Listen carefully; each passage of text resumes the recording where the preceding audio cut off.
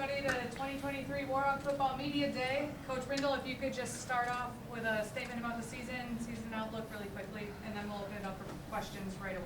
Awesome. Well, thanks for everybody for being here today and supporting Warhawk football. New era. First year as a head coach. A lot of exciting things going on. As we look at 2023, first and foremost, I think we look at our coaching staff. The guy right next to me, Coach Marcus McClin, getting him back as the associate head coach is a big part of that. As we transition, few new pieces on staff, but couldn't be more excited for our program and the direction that we're headed. I guess we're opening up for questions. You talk about the first year. I mean, what has the offseason been like for you, and how much are you looking forward to getting on that field for game number one and being on the sidelines knowing you're in charge of this program? Yeah, we took over right before Thanksgiving when Coach Bullis announced that he was going to retire. Had a staff meeting right before that. Opened the meeting, said, "Gentlemen, we're all volunteers here. There's no hostages." And the point was, it's your choice to be a part of this program. Warhawk football is special. We're very fortunate for the support, the resources that we have. And if you want to choose to be a part of this, you're going to choose to do things a certain way. I feel like we had buy-in from day one, going to the off-season program. We had 10 volunteer leadership meetings, great attendance.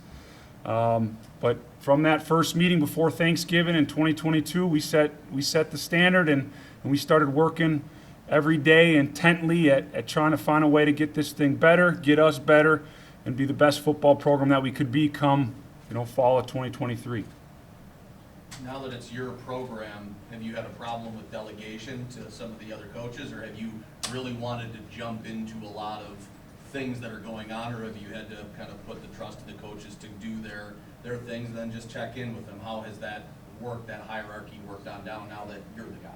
Yeah, I think it's been great. A lot of institutional knowledge. Coach McClin's been here before. He played here under Coach Leopold. He's coached here under Coach Bullis. He understands how things go. Coach Peshek, Coach Cortez, Coach Shields, Coach Martin, they've all been around this program for a long time. So certain aspects of the program was not hard at all to delegate. Now, we've done some new things, whether it's social gatherings, our event that we have going on Friday. A little more hands-on on that because it's the first time going. A little bit easier to just do it than teach somebody else how to do it how you want to do it. So there is a little bit of a balance. But again, year one, there's been a little bit more that I've done than going into year two. We'll probably manage that a little bit differently. Can you talk about your expectations for the team this year? When you opened up, you said new era. Does that mean we might be moving away from day one practice? We're talking we want to win the WAC championship and never talk about it again like Bullis had, or are we moving to something new? Go ahead, Andrew. Yeah, I would say for our expectations is, we have a player expectations is be where you need to be, do what you need to do, and treat people right. So that's our player expectations first and foremost. And we steady still going on to win conference championships and the rest to take care of itself. So we still on that day-by-day basis of getting 1% better and doing the tasks at hand, completing the tasks at hand. You guys both touched on this a little bit, but you said you have both of you have a lot of institutional knowledge. You're very familiar with the program. What kind of advantages do you think that gives you within a program that has such a rich tradition and culture? Yeah. Well, first of all, Coach Berezowitz, Coach Leopold, Coach Bullis are one text away, one full call away. So, you have those relationships established. You have those people in your corner that understand how to compete at a high level within this conference, at this level, and in this institution. Ryan Callahan, him and I go back to 2010 in the academic advising office. He hired me. You can go through the list. Jackie Briggs, Academic Advising and Exploration Center. Over there's definitely relationships that have been built. So, I think having our staff, having people that have been around this place, have that pride in that Warhawk on the chest, and that's definitely an advantage as we do go into a new head coach. New head coach, but a lot of familiar faces on the staff. Were there any ways you know, we're talking about continuity of the program. Were there any things this offseason where you made a conscious decision, like we want to do some things different, with big or small? Yeah, but that's probably not really because of what's been done in the past, more because of me being me and me being authentic and me, you know, I think my responsibility is to give a clear vision to the program.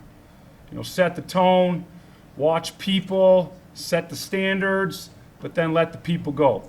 And so a little different than Coach Bullis, a little different than Coach Leipold. That's just because I need to be Jace Brindle. You say it's going to be a little different with you guys at the helm. What will the team look like? I mean, how much will change on the field as far as offensive and defensive? Yeah, I would say from a defense perspective, going to be quite similar. You know, now with me coming over and coaching DBs, I mean, Coach Brindle did a good job with those guys, and we're still going to be fast, physical, and disciplined. That won't change, you know, from the standpoint of all our defensive coaches play here as well. So we still got that pride, and we still got that dark side mentality where we call ourselves. So we're still going to go out there and compete at a high level and still be traditional, fast, physical, and disciplined Warhawk defense. I know, Jace, this is probably a question that you maybe talked about when you got hired, but how cool is it to be the head coach of this program? It's such a nationally known program. Everybody knows Whitewater and D3. How cool is that now that you've had time to let it sink in and Yeah. take it in? Very blessed. Very fortunate. I played here, coached here. You know, Coach Leipold always would joke around, "Hey, you'd be the next head coach someday." And young, arrogant Jace Brindle is, well, I'm not gonna coach here. I'm gonna be at the Packers or the Badgers or higher level. And you step away from Whitewater for 2 years and you realize how special this place is. Gives you perspective. You understand the people and the support and the investment that they put into this place, which allows you to compete at a national stage. So to be here now, 37 years young, great responsibility comes with it, but I couldn't be more humbled, honored, but definitely blessed. How far have you and your coaches looked at the schedule? It's a very competitive one, a very tough conference, but you also have a very tough non-conference schedule. How far have you guys looked in advance to who you're playing and where you're traveling and things like that thus far? Well, Coach Pogue does the traveling, so he's looked advanced in that. Pretty nearsighted, pretty locked in on the task at hand. Obviously, you got to be organized. You got to be prepared when you're traveling with a lot of people, but try to not get too far ahead of ourselves. We got a lot of work to do. We got a long ways to go. We're still solidifying the 108 roster that we'll have to set here before our first game. But talked to the team last night, and something I've used in a lot of press conferences or interviews is we're going to approach every week like it's a nameless gray face. And that's no disrespect to who you're going against or the opponent, but it's getting our guys to understand that that's really irrelevant with your mindset and mentality, because you want to try to be the best version of yourself every day. And, an example that we'll use today with the team at the team meeting is we had to adjust the practice this morning. We went from stretch right into team. Typically, you go from stretch into individual. Well, we throw a curveball at the guys, and I want to ask the group, okay, well, would you have warmed up differently in warm-ups if you knew you were going straight to team? And if the answer is yes, well, then they're not getting it, because you shouldn't, right? You should warm up every day like you're playing in the Super Bowl is the term that I always try to use, right? Get your mind right to compete at a high level. Whether it's hot, whether it's cold, whether you're tired, whether it's going into Indy, whether it's going against an opponent that hasn't won a game, all that stuff is irrelevant. It's more about you and how you go about it and trying to perform up to the best of your ability every day. How long did it take you to kind of get used to your new role of, overseeing a program instead of just, on the side of the ball or a unit? Definitely a learning curve, definitely an adjustment. But I will say this, when I was hired back in 2015 by Coach Bullis, I came back wanting to be the next head coach. And Kevin never implied or never said that he was going to be done after 2020. Absolutely not. But when I was with a coach out in South Dakota, he said it's better to be unprepared. It's better to be unprepared without an opportunity than prepared. I'm saying that wrong. It's better to be prepared without an opportunity than unprepared with an opportunity. So when I came back in 2015, I was preparing. I was preparing for this. I was preparing for this opportunity, and time will tell, but that helped with the transition. Now, the one thing, people coming into your office at random times of the day, can't really prepare for that. So I guess the only way you can prepare for that is get ahead of the day, get going at it early. But that's probably been the hardest adjustment, is a player walks in, 90 minutes later, he walks out. Alumni walks in, 2 hours later, they walk out. And just having to adjust and adapt on the fly when different things take up a lot of time throughout your day. Going back to the schedule, I think you look at the non-conference, and there's tough teams in the non-conference, but there's a lot of tough teams in WEAC play too. How do you kind of rate this year's conference against the recent past? And it goes back to how we prepare. This conference is one of the best conferences in the country, and it's going to continue to be that way with how things are in place. So we're still going to continue to take things one day at a time. We're still looking forward to finishing camp strong and getting into week 1. So we're going to prepare at a high level because we're still focused on what we do. And even though what the competition is, as long as we focus on us and get 1% better with the task at hand, I think we're going to be fine with no matter who we play, right? That nameless great face, that we focus on us, results will come. How has the first few weeks of camp been? Position battles? Have the guys that have been here in the past with previous leadership, have they seen what you guys are trying to do, and have they stepped up to be leaders? And for some of the younger underclassmen and things, have they been good with that as well? Are you guys happy overall the way things have been going? Yeah, absolutely. We are continually on constant competition battle, and the older guys know, no matter if I started 1 game or 12, that we got a talented group of some young guys coming in and competing at a high level. So fall camp at every position, and I literally mean every position, have been competing at a high level for opportunities for rotation, starting, and things like that. So no matter if you started last year, because we got some guys competing, and that's where we kind of raised the bar.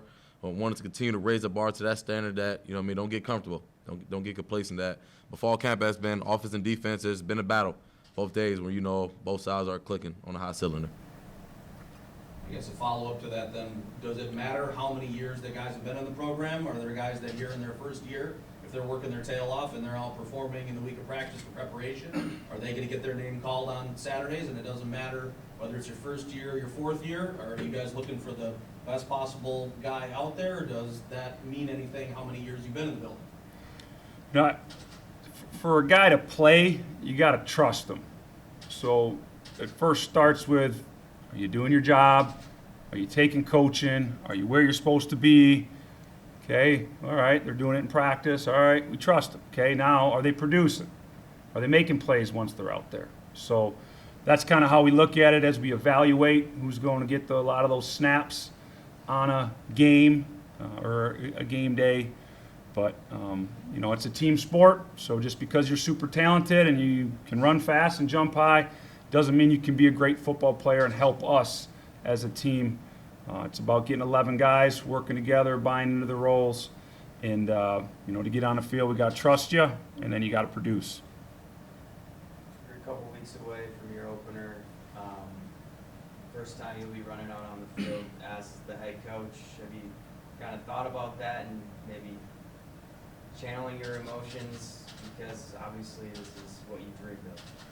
Oh yeah, I've thought about it a lot. We got a little test run on Friday, if anybody wants to come back for that. So that's where we're going to work on it. And I don't know what I'm going to do, but that's why we're doing that on Friday. How much do you guys talk about, strength of schedule with the guys? Obviously, your first 6 games are top 25 matchups. Do you guys see that as an advantage or disadvantage? Do you really talk about that at all?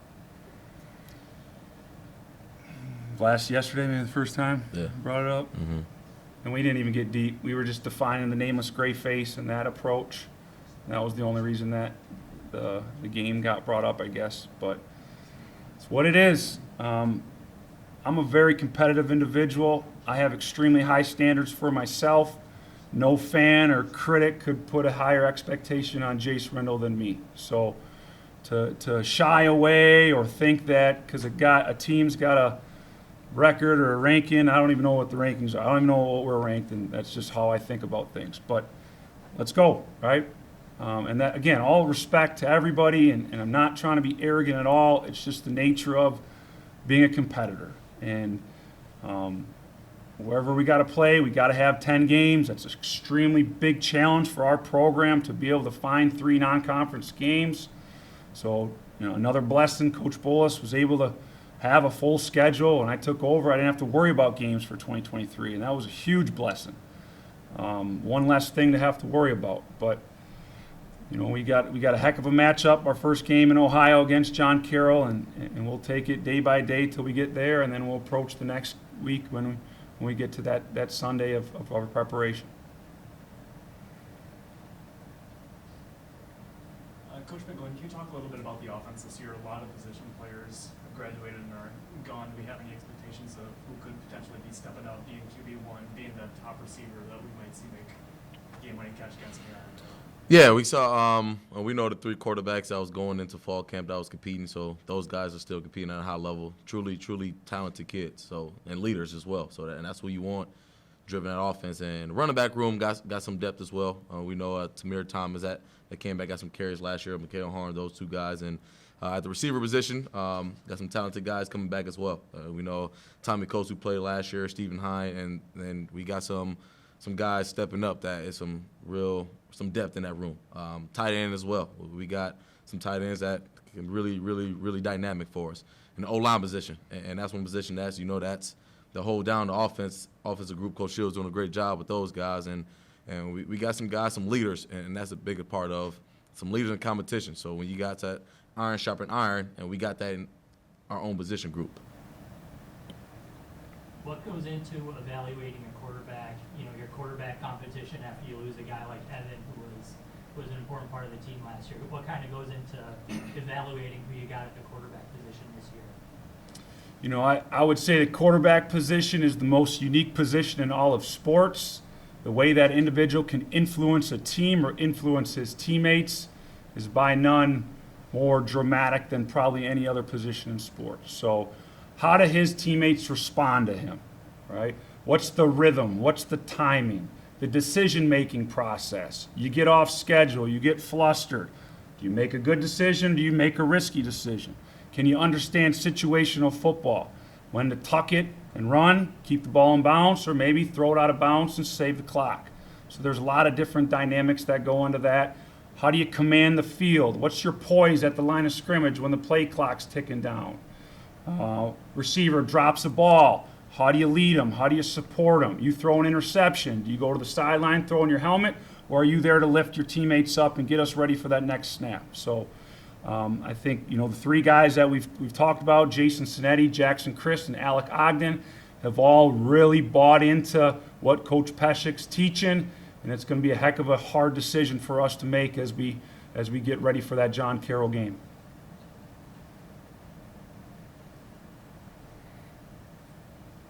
All right, I think we're good. Thank you, coaches. We'll take a few minutes to get the players ready and start all over. Okay. Thank you. Thank Thanks you. for being here.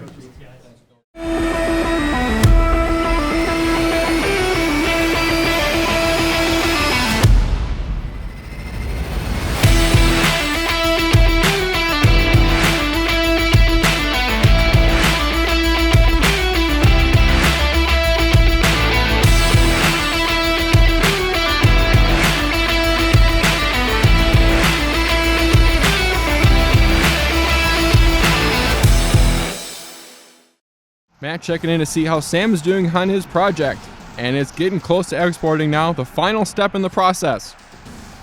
And it is complete, and Sam is hyped. Finally gets complete and spikes the ball into the end zone. Sam's celebrating with his colleagues, and they throw a flag on the play. The ref's going to call excessive celebration. Sam is in disbelief and can't believe it. He tries to dispute the call, but the ref is not having any of it.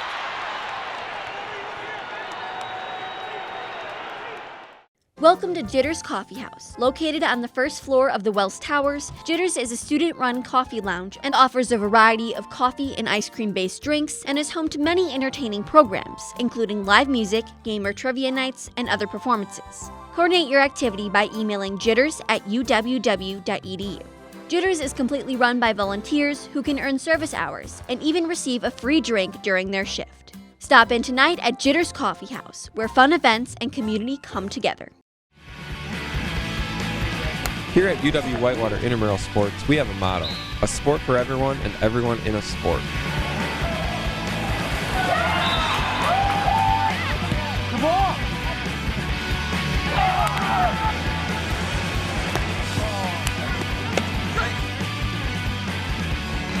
Stepped it anyways. Oh, she got that off, and they're gonna count it. Had a blast. Always have fun at intramurals.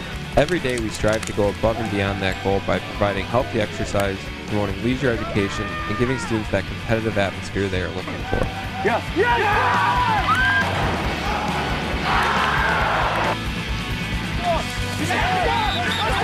It's exciting. Brings me back to those high school days with Friday Night Lights.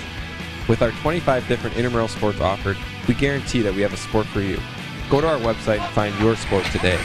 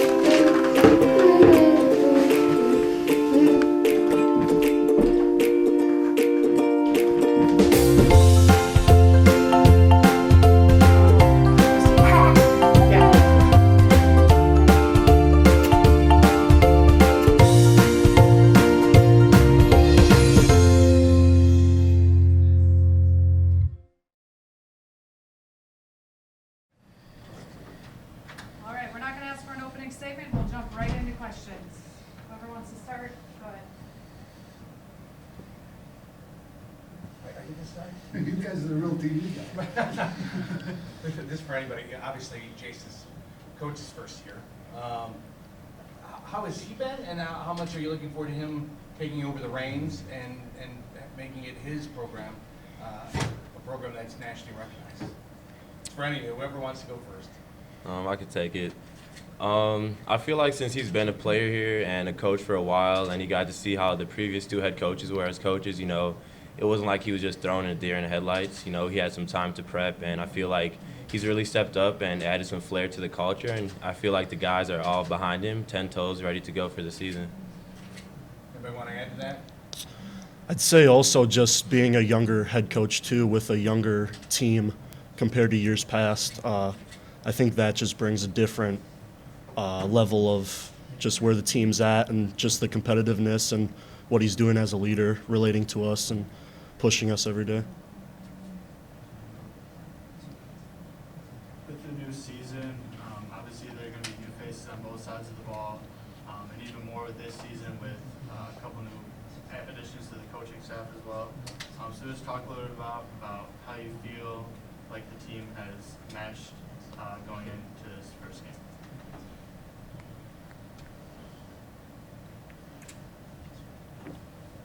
Can you repeat that just a little bit? Yeah. So going into the new season, obviously you're going to have some new faces on each side of the ball, and especially now you have some new additions to the coaching staff as well. So just talk a little about how you guys feel like the team throughout camp has meshed together. Personally, I think we've meshed very well. From a standpoint, I think that most of our team is returning this year, so it's not like we're picking up from level one or step one. So it's really just connecting the little pieces and the little bonds together. But all in all, I would say that our team is pretty solid. To kind of go off that too, I'd say this goes back to when Coach Brindle was first hired, just getting together more, just outside of football, inside of football, not just lifts or like team activities, just getting together and just hanging out with one another. Like I said, we're a super young team, so just being able to, from fifth-year seniors down to freshmen, getting to hang out and just know each other more, I think that's been a big part since Coach Brindle was first hired. Jeff, how different do you think things will be now with a new head coach and, kind of maybe taking over making it his program? But how different do you think this team will look as compared to last year and the year before that? Well, I wouldn't say there's going to be a huge difference in terms of like who we are, in the tradition that we have at, Whitewater. Obviously it's a little different with his mentality, his coaching style, and him as a person, of course. But overall, I wouldn't say there's going to be a huge difference in terms of, 1% every day on the rock. That's just who we are, so that stays the same. Hawk, you talked about this a little bit before, having a younger coach. Is it nice to have someone that's closer to not that Coach Bullis couldn't bring the juice, I don't think, but is there a more relatability that you've got now with Jason? Yeah, especially since Coach Brindle also played here, coached here for however many years, so he's embroidered into Whitewater. So I think that's a big part too of it. It's just not only being a younger guy, being able to relate to us as younger players, but just being able to go through the process, playing here, coaching here, knowing that what everything we're about. I think that's a huge role in that too. I'm going to add to that. I'd say there's more energy, from my perspective. There's a lot of time for me to kind of watch the guys practice. And there seems to be more energy, more kind of hype, I would say, watching the guys practice and being involved with it. Just more energy from Brindle.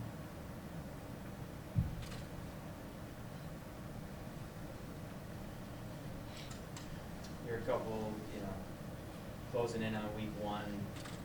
How do you kind of balance hey, we still have work to get done, but also amp up that excitement that we don't have to go against each other, anymore on Saturday? I feel like we just have to attack it day by day.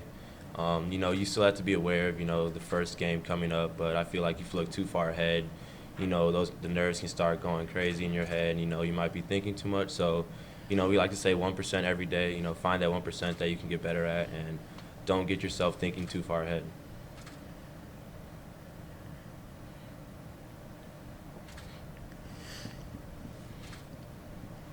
I think there's this dumb question because I've asked dumb questions, but what does Warhawk pride mean to you guys? Is it still there that you guys take this program to heart and kind of want to show, maybe you had a down year or so, you want to build that back up?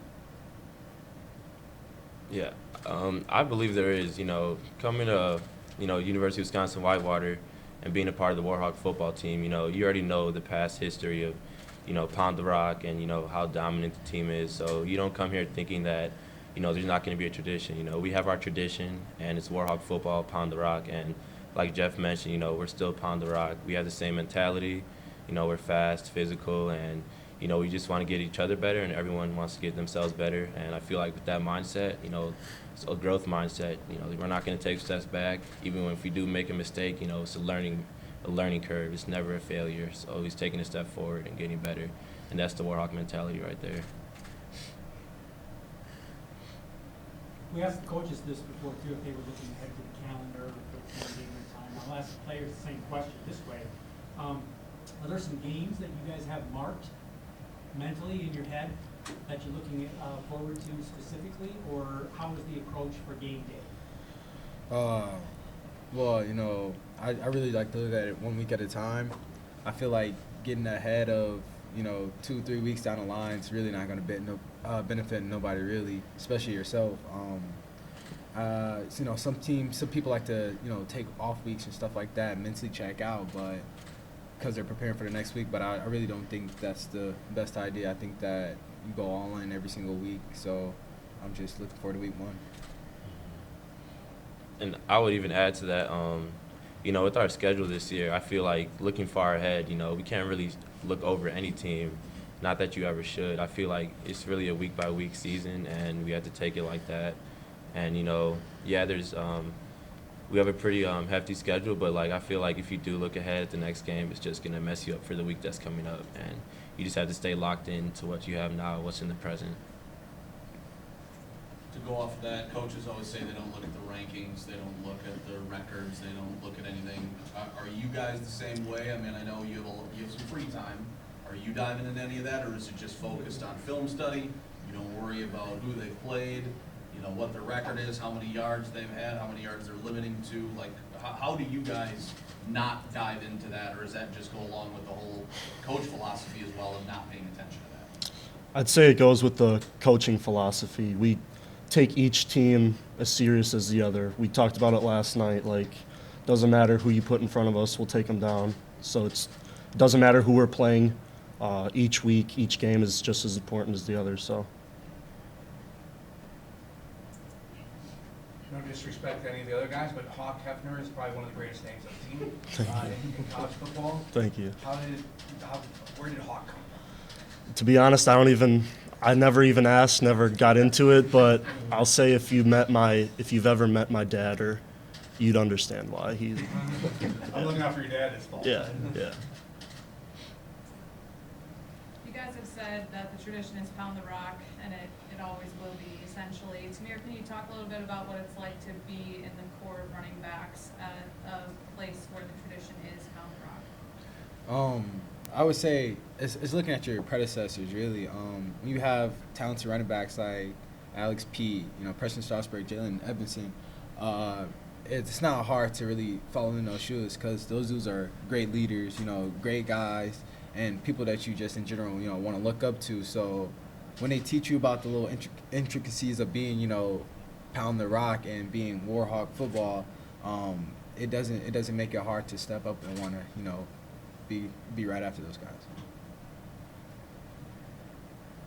Jeff, you made some big kicks against La Crosse and also River Falls to win the game. Do you like it when it's crunch time and they call your number and they show confidence in you to get out there? And, like, how is that mentality? I know your focus, we went over this last year, your routine is always the same. Yeah. To try and, stay that way. But how is your confidence this year as opposed to last year with those big kicks and the coaches calling on you when it's crunch time? Yeah, I mean, that's why you do it, right? As a kicker, you want to go in for that. It's fun. It's awesome. But, having your coaches and your teammates believe in you, like, in fact, River Falls kick, Hawk came up to me, he's like, hey, we believe in you, man. So, having guys like him back me up, it's awesome. In terms of confidence, yeah, I'm pretty confident going into this year. I mean, kind of just take off where we left off from last year and just move it into, the next game. So, I feel pretty good. Tamir, you talked about some of your predecessors, great running backs that have been through the program.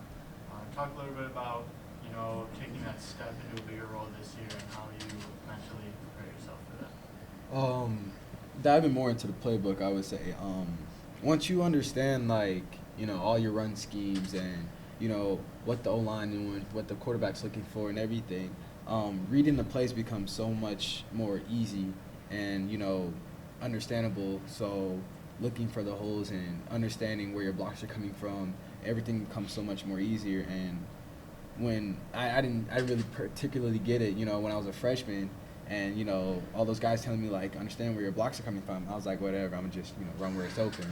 But when you understand it now, it makes a lot of sense. So I really try to do that. Iceman, how do your teammates feel about you bringing this Arizona weather with you out here to Wisconsin? Oh, They love you up to bring that back? A little more humid though than Arizona, that's for sure. Even I can't handle it. Yeah. It'll get cold soon. Yeah. Anyway. Tamir, can you talk about the offense with a bunch of new guys stepping up? Second year under Nick Pesic too. Can you talk about the confidence that you guys have and being more comfortable with his offense? Oh yeah, aside from like players like Tyler Holtby and Delaney leaving, a lot of the guys that are playing really saw a lot of playing time last year. So really, instilling more confidence in those guys and knowing that they're capable of, you know, making the big plays and having everybody trust each other really just comes down to really just feeling good about yourselves and good about what you're running. But overall, I think that I feel pretty good about our offense. This one's for the defensive guys up there. You have a lot of returners coming back from a really good unit last year. Is there any newcomers on the defense this year that we should keep an eye out for when the season starts?